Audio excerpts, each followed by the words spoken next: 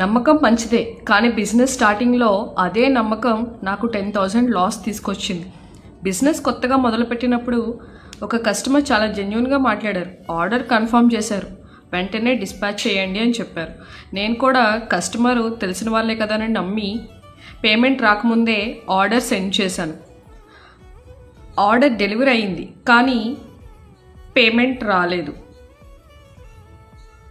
Message చేశాను, calls చేశాను, response లేదు.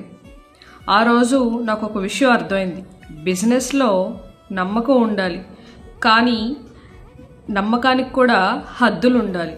ఆ రోజు నుంచి ఒక రూల్ పెట్టుకున్నాను, పేమెంట్ కన్ఫర్మ్ అయిన తర్వాతే డిస్పాచ్ చేయాలి అని.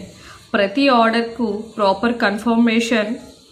బిజినెస్ డెసిషన్ని ఎమోషన్స్తో కాదు, ప్రాసెస్తో తీసుకోవాలి అని. ఆ 10,000 తిరిగి రాలేదు, కానీ ఆ నష్టం నాకు 1 lakh వాల్యూ అయిన లెసన్ నేర్పించింది. బిజినెస్లో నమ్మకం అవసరం, కానీ సిస్టమ్ ఇంకా అవసరం. మీరు కూడా ఎప్పుడైనా ఒకరిని నమ్మి ఇలా లాస్ అయ్యారా? కమెంట్లో చెప్పండి.